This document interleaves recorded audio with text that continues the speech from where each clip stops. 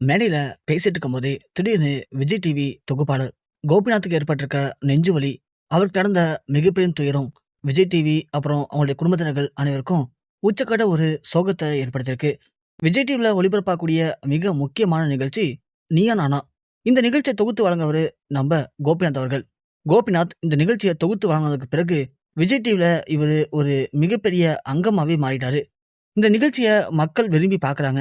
இந்த நிகழ்ச்சிய சிறியவர்கள் முதல் பெரியவர்கள் வரைக்கும் எல்லாருமே லைக் பண்றதுக்கு முக்கியமான காரணம், ஒவ்வொருத்தருடைய வாழ்க்கையிலயும் நடக்கக்கூடிய சில முக்கியமான விஷயங்கள். அந்த விஷயத்துல நம்ம பண்ண தப்பு எது? அந்த விஷயத்த இப்படி பண்ணி தான் நாம அதுலருந்து தப்பிச்சிருக்கலாம் அப்படின்னு, அந்த விஷயத்த பாதிக்கப்பட்டவங்கள வர வச்சு ஒரு இடத்துல 2 தரப்பா பிரிச்சு, இந்த விஷயத்தினால பாதிக்கப்பட்டவங்க, இந்த விஷயத்தினால நன்மை பெற்றவங்கன்னு சொல்லி 2 விதமா பிரிச்சு, அவங்க வாழ்க்கையில நடந்த விஷயங்கள, எக்ஸ்பீரியன்ஸ நமக்குள்ள பகிர்ந்துப்பாரு கோபிநாத் அவர்கள். அது பார்க்கறதுக்கு ரொம்ப நகைச்சுவையாவும் இருக்கும். இதனாலேயே இந்த நிகழ்ச்சி பயங்கரமா மக்கள் மத்தியில ரீச் ஆயிருக்கு. அப்படி இந்த நிகழ்ச்சிய இந்த அளவுக்கு ஒரு வித்தியாசமான முறையில தொகுத்து வழங்குன கோபிநாத்துக்கு தான் இந்த பெருமை எல்லாமே போய் சேரும். அதனால தான் விஜய் டிவி கோபிநாத் மேல தனி நம்பிக்கை வச்சு இந்த நிகழ்ச்சிய அவர் கையில குடுத்துருக்காங்க. அவரும் ஒவ்வொரு வாரமும் ஒவ்வொரு புதுவிதமான கன்டென்ட்டோட மக்கள நல்லாவே என்டர்டெயின்மென்ட் பண்ணிட்டு இருக்காரு.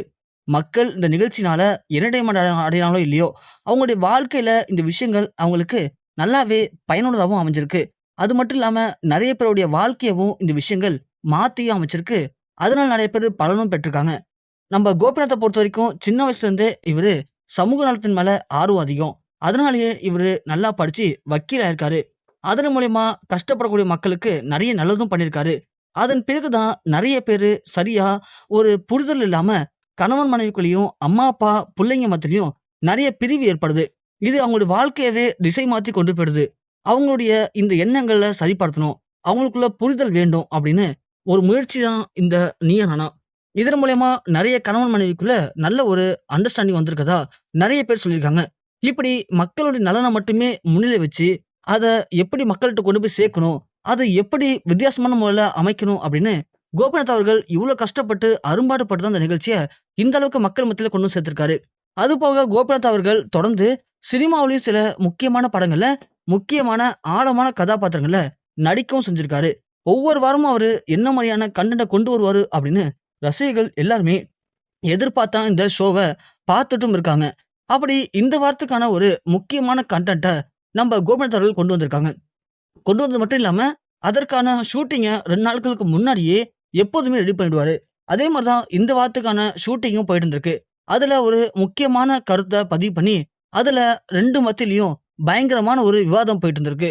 அதுல எது சரி, எது தவறு அப்படிங்கிறத நம்ம கோபிநாத் எப்போதும் போல எடுத்து சொல்லிட்டும் இருந்திருக்காரு.